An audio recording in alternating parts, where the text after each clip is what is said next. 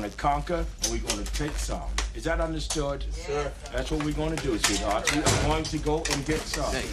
All right, people, on the ready line. Are you me? Yeah! Are you me? Yeah! What are you? What are you? The September issue of EP Magazine focuses on the elderly.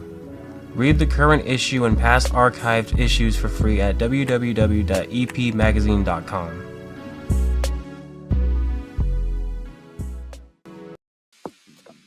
Monotony. It comes in all shapes and sizes. Dull, tedious, just plain boring. But what is this? A contender, perhaps? Something unboring by the looks of it. Jabs right at dull, an uppercut to tedium, something that keeps you on your toes, keeps your head on a swivel, a knockout punch to your old, boring workouts. Welcome to Fight Camp.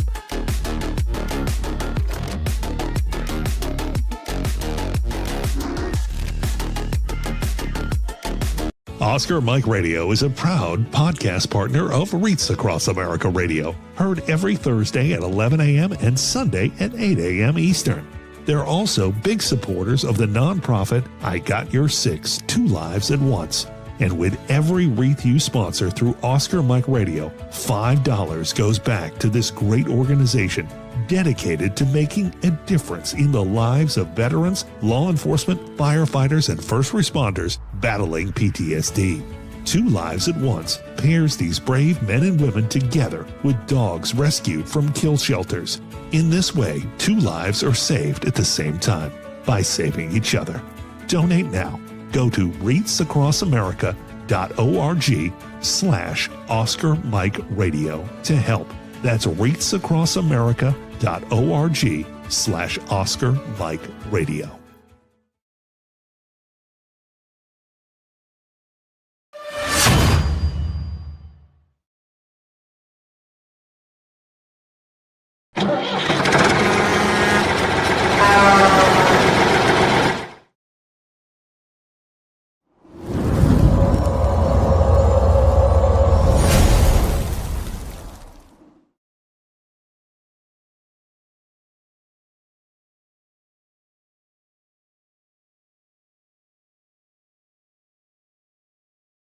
Marines are made for this. Made for the calling only warriors can answer. Made from an unshakable belief in our nation and a strength that comes from the determination to win together. But you'll have to earn your place among us, because you don't join the Marines. You become one.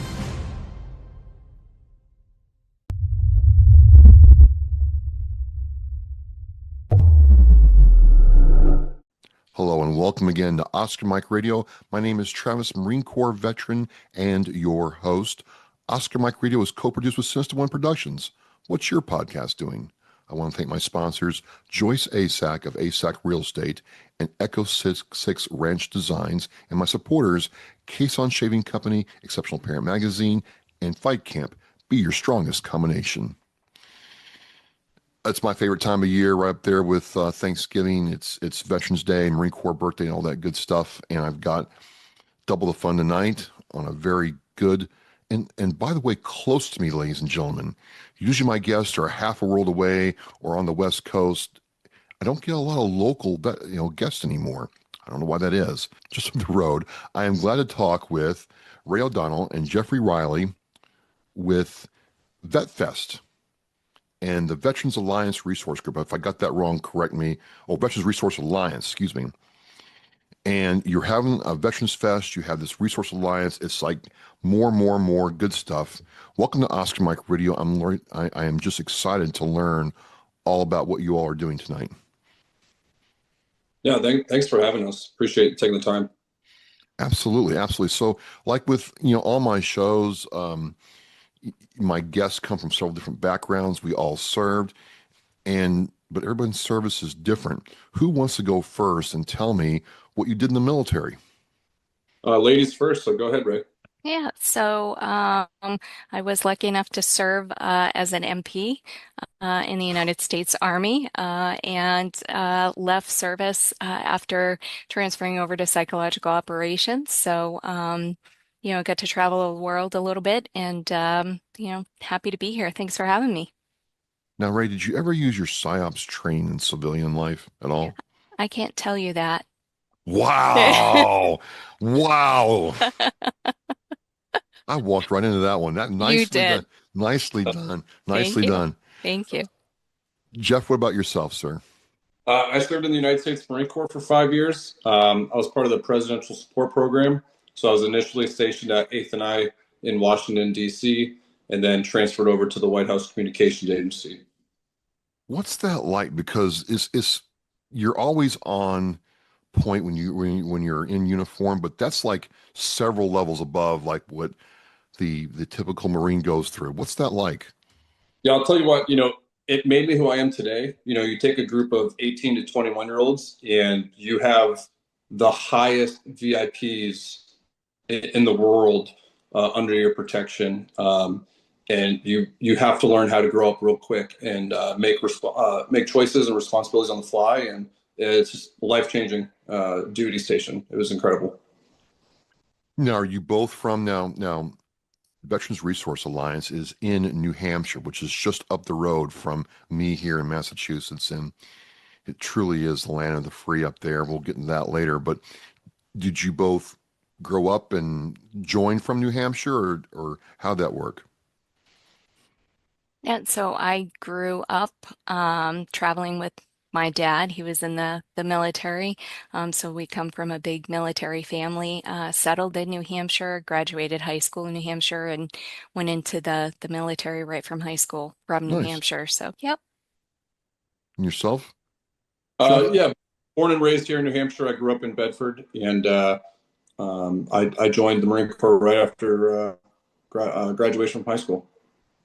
So you reach out to me, both of you, about veterans and the fact you both served, and the fact that you think there's a different need for veterans in this day and age, and you tell me about the Veteran Resource Alliance and VetFest. And I guess before I get into what VetFest is and all that, what caused you both to think that there was a need for a resource alliance? Because in certain circles, that's very controversial. People don't want to be an ally, even though they say they do. Yeah. So I'll just apologize for my bluntness right up front, but Don't. if if Mission 22 organizations like that were actually creating a valid impact, then their goal should be to be mission zero at the end, right? And like you said earlier, 14, 15 years of constantly hearing about 22 veterans a day commit suicide. Well, why, right? And why haven't we reduced that number? And there's a wall that veterans are hitting, and we need to identify that, and we need to break that wall down, and we need to directly help these veterans. And I think a lot of it is pulling at heartstrings. We know that is the charitable way. If you don't pull at heartstrings, you're not making those donations. But at some point, there needs to be an impact. And quite frankly, I just haven't seen it happen. Hmm. Do you Yeah. feel the same way, Ray?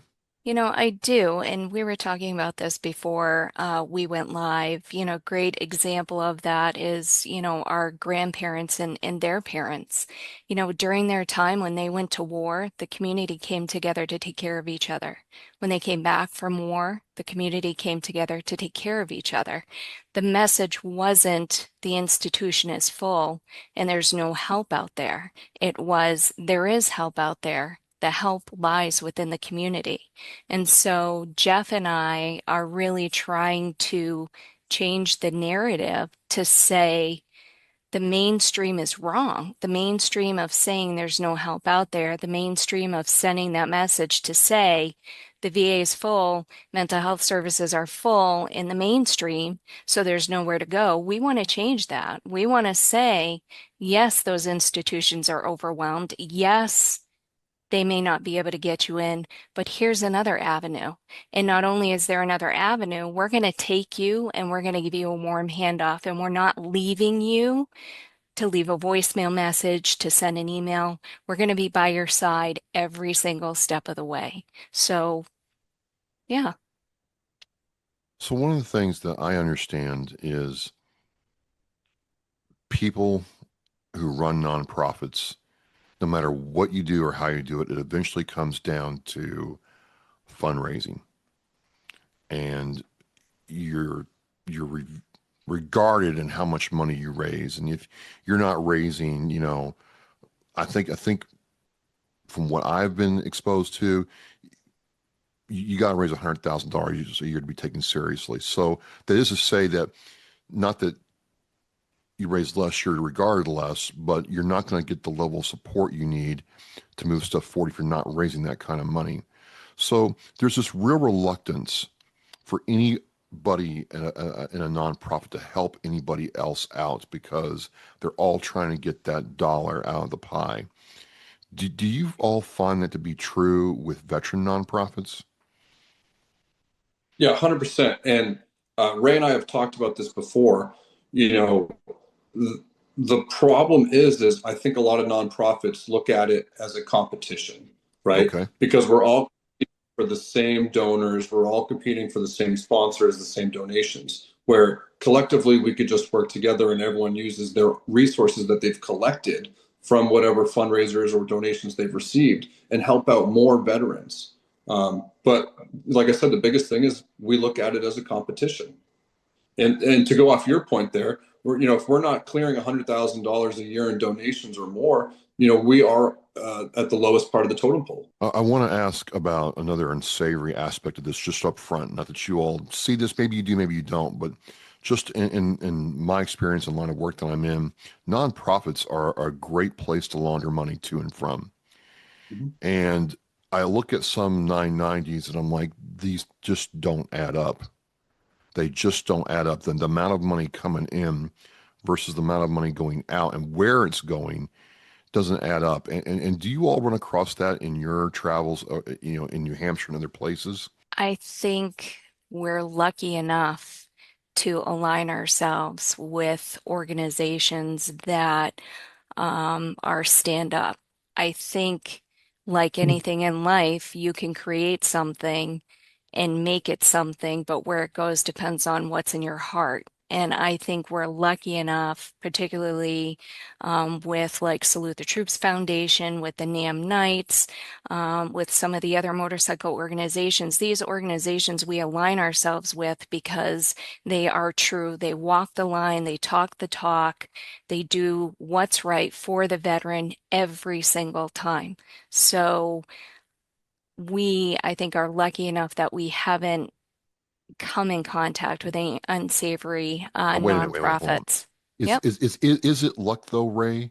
Because if you're aligning yourself with organizations that you know to be authentic and they're walking their talk, then that means you and Jeff and you and your team around you have made a choice, subconsciously or consciously maybe, who you're going to align, and they've got to meet certain criteria. So is it luck, or have you all really thought this out and know exactly what you're looking for? Well, I think subconsciously, we know exactly what we're looking for. I think part of that is having a really incredible team surrounding you all the time. Our board is not a dictatorship. Our board is a free-thinking, free-speaking board made up of 90% veterans. So, and we all come from a place of integrity. So Jeff and I don't make decisions independently. I don't make a decision independently. We're always consulting each other. Sometimes we agree and we walk away from the table. Sometimes we don't agree and we walk away from the table, but it all comes down to integrity. So to answer your question, it's not luck. It's the individuals you're surrounding yourself with. Absolutely. Okay.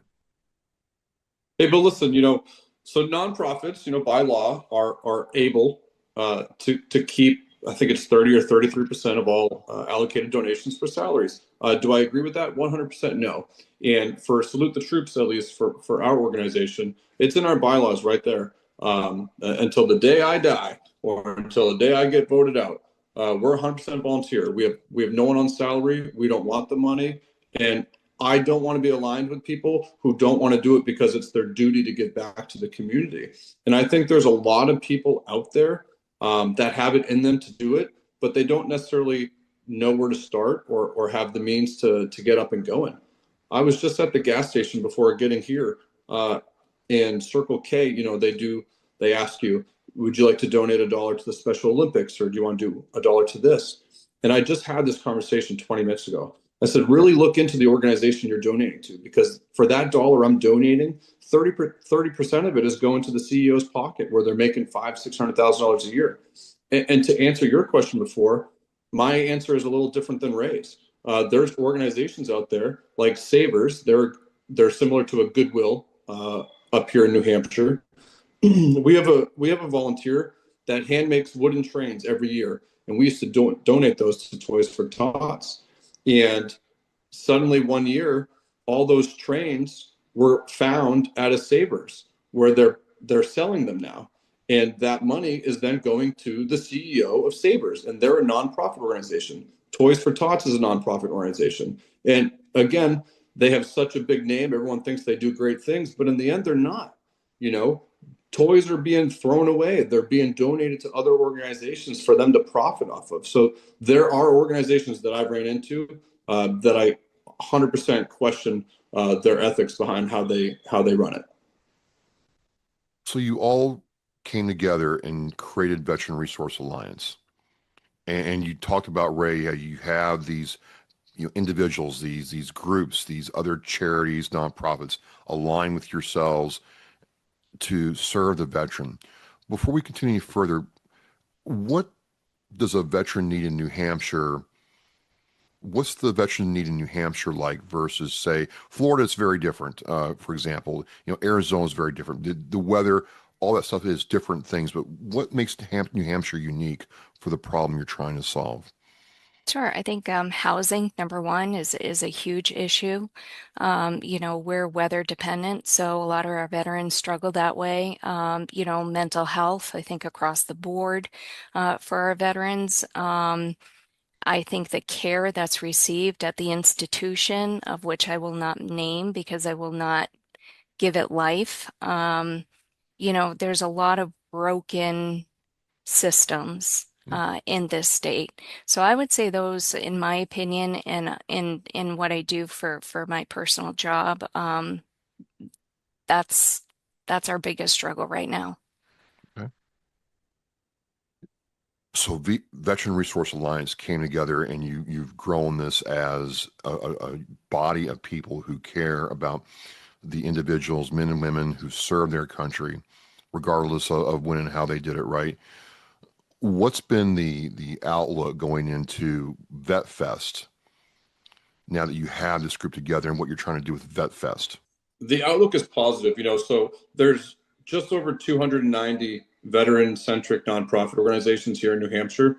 And, if we're being honest, I only knew of like 10 that existed, right? So the biggest thing for us is getting these nonprofits together and communicating with one another and learning about what each organization does so we can better serve our veterans. And I don't see anyone in a political standpoint or in a higher office actually putting that effort in, because I'll tell you what, I don't think our governor or mayor, I don't think they know about all these organizations that exist. And there's more that we could do for veterans if we just work together. We all have the funding for it. We're all receiving donations from casinos and sponsors and and corporations and stuff. But I said it from day one. It's time that nonprofits put their money where their mouth is, and let's help veterans. And instead of holding on to that money in their bank account until the very end of the year, that's creating no positive impact for veterans. So I'm just doing a little calculation here. The 2024 census says there's 1.4 million people in New Hampshire. Out of those 1.4 million, like 80, let's just call it 88,000 are veterans. And you're telling me there's 290 nonprofits to serve veterans in New Hampshire. There's almost one nonprofit for every 300 people in New Hampshire. That's correct. There should be like no veterans problems with that kind of support. Correct. And so ask yourself, why is there then? Well, thank you. I mean, Marine, we're vibing here, Jeff. That's what I want to know next. What's going on with that?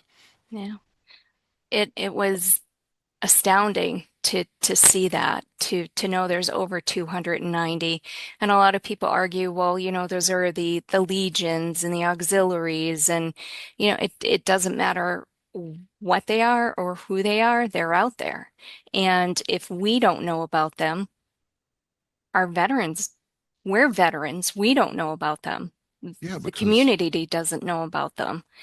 So you can argue, regardless that a high percentage of these organizations are American Legions and VFWs. Those are the perfect ones to make a larger impact, because the veterans should be regulars at those VFWs and American Legions. So they know their community better than maybe some of these other organizations. They should be able to have a greater impact within their local communities to be helping veterans.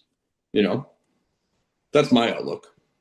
Well, I'm not going to pivot on VFWs and American Legions now, but let's just say half of them are American Legion and VFWs. Let's just say half of that 290. You still have an astounding number of veteran nonprofits. And there's a homeless in Manchester. There's a veterans home. There's Operation Delta Dogs I know of. Yep. But I don't know of very many others out of New Hampshire when I think New Hampshire. So you started going down this rabbit hole, as you all already have. What did you find out as you're starting to go through this and put the resource alliance together? That there are so many nonprofits out there, again, that we don't know about. There's an organization we learned about that touched my heart a lot, called Labyrinth Therapeutic Services. Combat veterans who took the BRNE program came out, mental health, boots on the ground, substance use, emergency services, veteran calls, boom, they're out the door. They're right down the road in Litchfield, New Hampshire. Never, ever, ever knew they existed. Less Leg, More Heart assists amputees and veteran amputees. Never heard of them before. These are just 2 out of the almost 60 that have signed up to join us that I've gotten to interact with every time they sign up and learn about their services. Fishing services, equine mental health services. It's unbelievable what's out there. And I've lived in this state and been out, like I said, my entire adult life, and I never knew these services were out there. So we gotta get them out there. We gotta get them out front, because it's organizations like that that are gonna help carry the weight that the institutions can't pick up. We'll go back to the Veterans Resource Alliance here in a minute, but I want to talk about VetFest 2025. And this was you all's way to say, you know what, we're drawing a line in the sand, as I understood it. Here's where we're going to do this. Come on down with your org and become part of something greater. Now, what brought all this together? Because again, it's generally, I have my org, I'm only doing for my org, and if you want to come, it's still $20 to get in the door, but I'm not going to help you any other way. But this is different. How'd that come together? Jeff tells the story the best. I love it when Jeff talks. So Jeff, if you wouldn't mind taking the floor. Well, let's start at the beginning, right? So November or December, we had a veteran that committed suicide in his home with his wife and 3 kids. Okay, so there was an organization that reached out to us being Salute the Troops Foundation, and said, hey, can you help us with this? And then we had the NAM Knights of America step in and help. We had the American Legion. Before you know it, there's 3 or 4 organizations all working together. Now, the reason this veteran, one of many, committed suicide, because it was right before Christmas, so the holidays were coming up. They were 3 months behind on their mortgage, 2 months behind on their car. How was he going to support his family, for Christmas and toys and all that stuff? And the pressure of it was too much. He took his own life. What happened immediately after, within days of him taking his life? There was an organization that stepped up and paid his mortgage and got it caught up. There was another organization that paid for his vehicle and got that caught up. one organization adopted his family for Thanksgiving, and another organization adopted his family for Christmas so that all the kids had toys. But out of all of this, what was the benefit, right? The father had taken his life, you know, the husband had taken his life, and now it affected the family forever. And so I was on a call with the commander of the American Legion for 45 minutes, and I said, we can do better, right? So Easter Seals reached out to us after we had finished this project with them, replacing all the carpet and everything in the house and making sure the family was okay. And they said, thank you so much for your help. And I said, respectfully, we didn't help anyone, right? Because this veteran is gone. And all it was, if this veteran would have known who to reach out to for help, or, you know, we broke down those barriers, the stigma behind asking for help, this guy would still be here. And so we saw the impact that 4 organizations working together could make, right? And it was in a matter of weeks that all this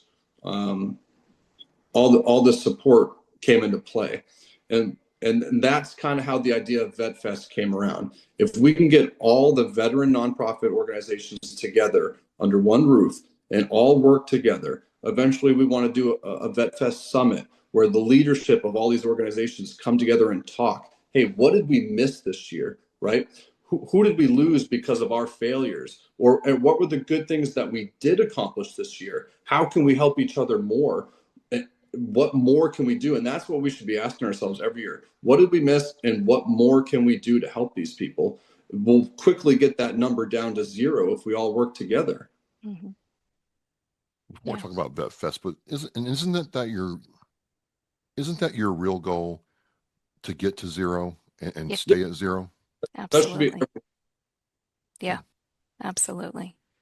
You know, we always say, you know, it's a festival. It's a resource for our veterans, but it's also a resource for all of these resource partners coming together. We're hoping that they can learn from each other and network together so that when a veteran needs something, I need a washing machine. Well, my organization doesn't do washing machines, but let me reach out to Jeff's organization that can do a washing machine. Something as simple as that.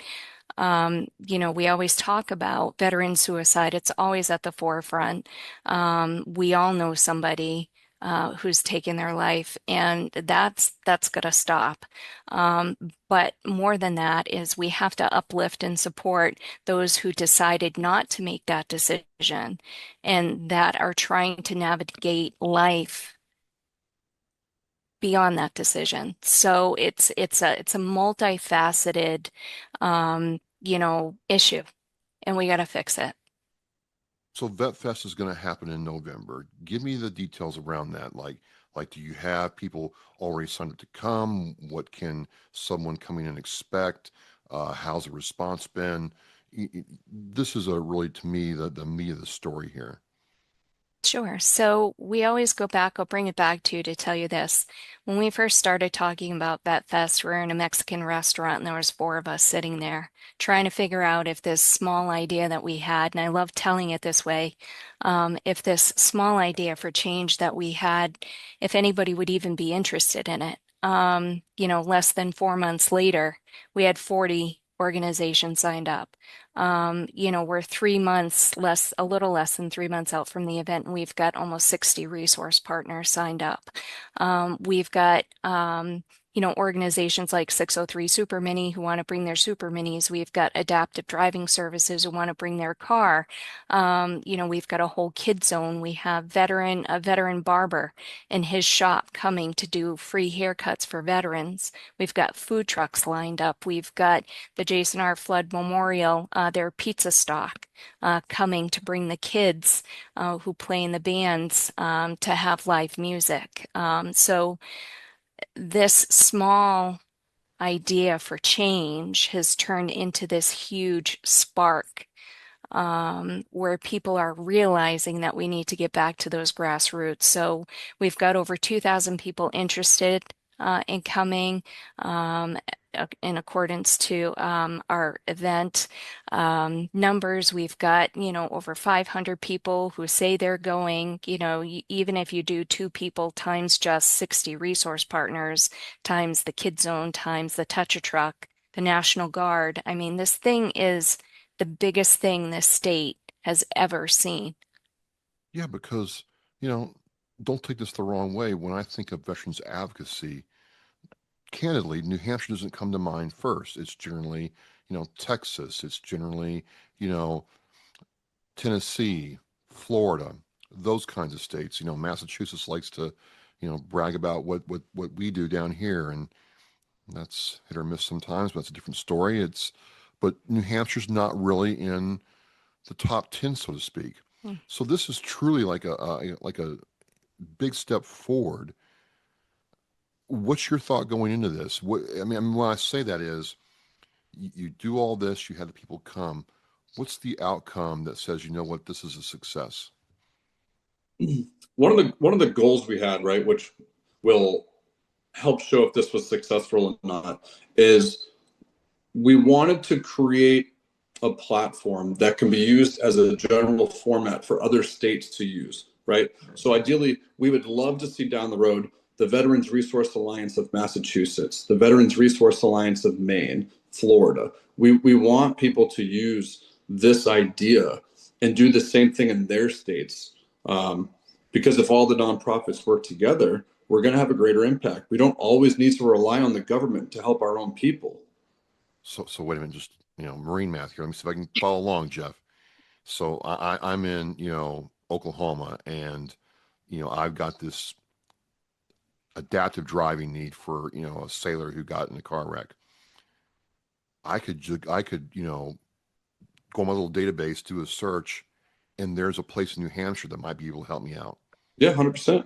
We want here, but my point is we want other states to use this same format that we're using, where they can get all of Oklahoma's nonprofits together so that the Oklahomians know what resources they have at their fingertips that they're not utilizing. Oh, okay, so I went a little ahead of that. Okay, I'm sorry. No, that's okay. You're just much smarter than I am.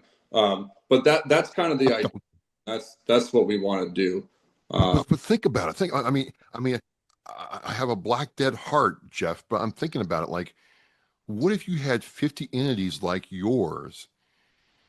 The time to solve problems would go down because you're not having to navigate the bureaucratic hoops you got to jump through for sometimes. It sounds like if we had 50 of these veteran resource alliances, then the VA would be able to focus more on healthcare and not have to worry about all the other stuff that they have to do. True. Yep. So when is VetFest and where? Yeah, November 7th, 8th, and 9th. So it's a 3-day weekend. And I must give credit where credit is due. So I have a very good relationship with Anheuser-Busch here in Merrimack, New Hampshire. And this doing a Veterans Day event was actually an idea of hers. Carla Reardon, she's the one that manages the event portion of it. And when I brought this to her, it was actually her idea to do a festival. And that's kind of how the VetFest part of it came to be. And she's kind of on the same page as me. If we're going to do something, we're going to go all out and we're going to go big. So November 7th, which is a Friday night, is going to be a informal meet and greet. Anheuser-Busch is going to donate back $1 per beer that's served. It's going to be live music and people can just connect, have a good time. And that night is sponsored by Milestone Mortgage. And then Saturday is going to be the key to connection, right? Where every vendor that there is going to be a nonprofit organization. And we really put a focus on making this family friendly.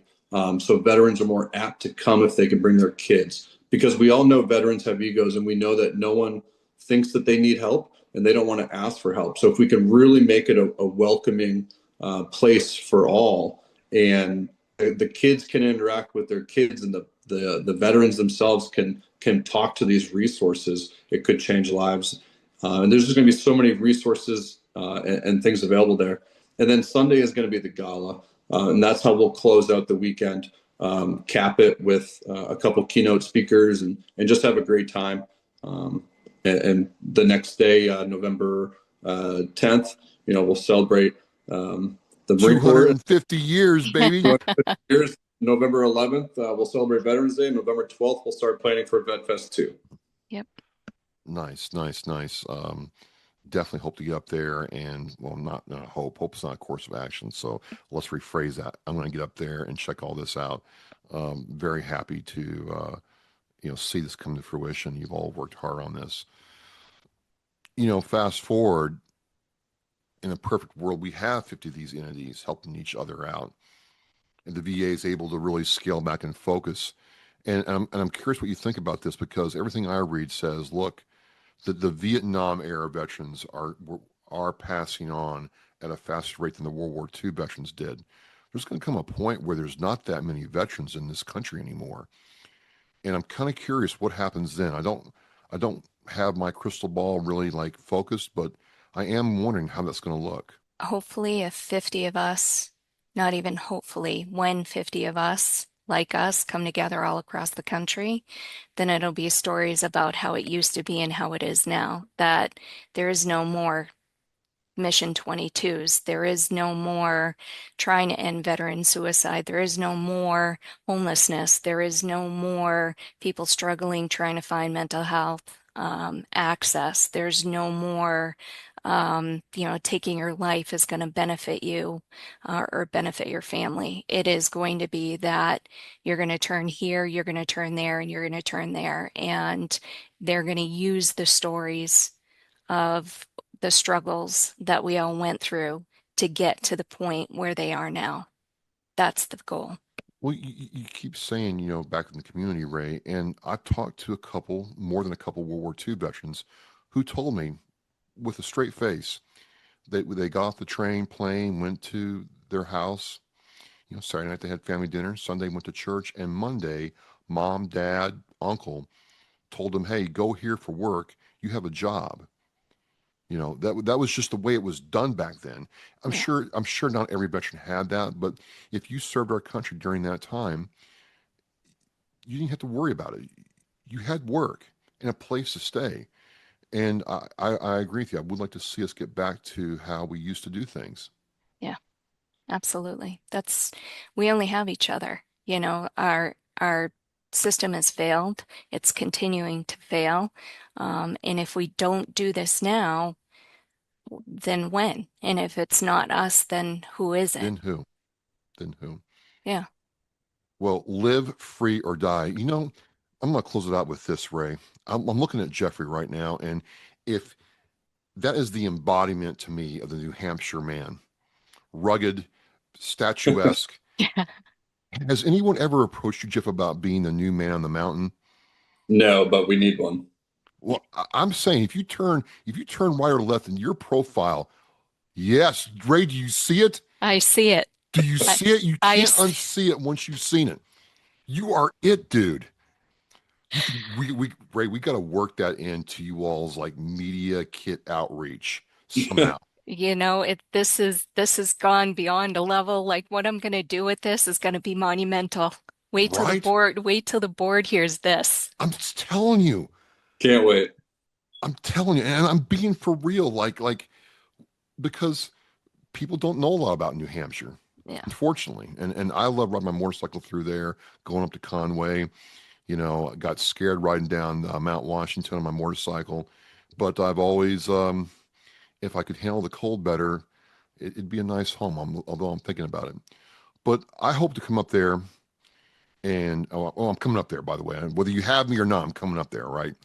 But my hope is that I get this infusion of energy from seeing people, and I love the family aspect, Jeff. I mean, just to close this out, so many groups don't get the vets. If they can't bring their kids or their wives, they're not going to show up. Right. And you all have gotten that, and that is huge right off the bat. You have kids, Jeff?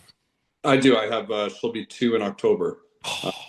But if we can't, so at one of our meetings, we were talking about helping veterans. I know we're going to close this out, but we were going courses for example, the caretaker program that the VA offers. And one of the people that joined us as a guest at one of this meeting was taking care of her grandfather, who was a World War II veteran, or Korea, one of the two.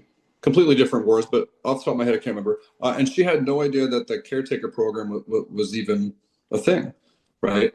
And so this isn't only just for veterans to learn the resources, it's also for the family members that can learn about what resources are available to not only their spouse who might be a veteran, but also to them as the family. I mean, she's taken her grandfather to the VA and no one told her that, hey, you know, we got this program that kind of helps you offset some of the... No one told her. No. We're working with an 83-year-old veteran right now. It's been an ongoing project and absolutely zero involvement from the VA. Not enrolled in anything with the VA, receiving no care, no support, nothing. There are a lot of people out there that they're not getting anything from the VA. Well, yep. So let me ask you this, because this is something I've dealt with. I've sat there with my town's veteran service officer from the town of Abington in front of a Korean War and Vietnam era veterans, you know, multiple times. Well, you know, I didn't get wounded in combat, so I don't rate those benefits. I'm not going to go get help. Mm-hmm. And it's just like, it doesn't matter. Or if I take those benefits, then somebody else won't get those. And how do you work with that, Jeff? Yeah, that's the biggest one we hear. I actually have a customer on Monday that I see every single week. He's a great advocate for veterans. He was a Marine. Both his sons are Marine. He was the first person to tell his boys when they got out of the Marine Corps to go enroll in the VA. And to this day, he himself has yet to do it. So Paul, I'm calling you out there. But again, it's that mentality where if I enroll in the VA and start receiving a disability stipend, that's going to take money away from other veterans. And that's not how it works. And it's a misconception. But that is also a failure on the military. If someone goes to sick hall or goes to see medical while they're in the military, they're ridiculed for it afterwards. Yeah, we are. So we have created this problem ourselves, and that starts with active duty service and the military branches. Absolutely, 100%. I got out, and I'm sure like you did, no one told. It was just not talked about. Yeah. Oh, your disability there that you have that you're complaining about, it's not service connected because you never went to medical and had it looked at.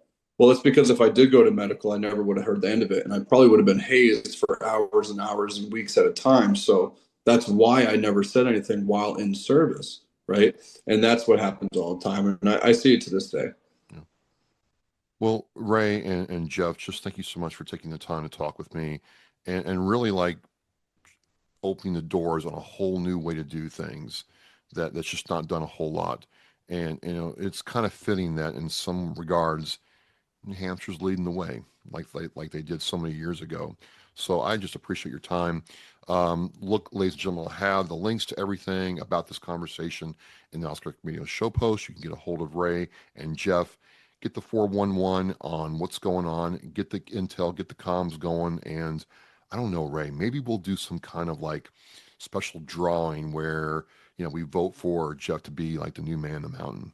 I say it's the new campaign. I say social media is going up right after this. We'll work on that. We'll work on that. But, Perfect. Well, thank you again, everybody. Thank you for watching. As we say in Oscar Mike Radio, we are mission in flight.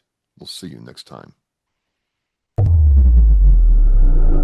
The biggest fear Gold Star families have that their child will be forgotten. We need to never forget freedom wasn't free. It's the fact that they give us the life we have now. We should remember them and give thanks to them. If I can be a part of something today that's going to make the surviving family of any of these veterans, these heroes, feel better tomorrow, then it's worth it. That one wreath symbolizes one family that was able to smile because of the generous donations. To sponsor a wreath and honor a veteran, visit wreathsacrossamerica.org. Thank you for listening and watching Oscar Mike Radio, where our active duty service members and veterans are in action and the mission is in flight. Oscar Mike Radio is an oversized load co-Sinister One production. If you are a veteran or know a veteran who needs help, please dial 988. and press 1 for the Veterans Crisis Line.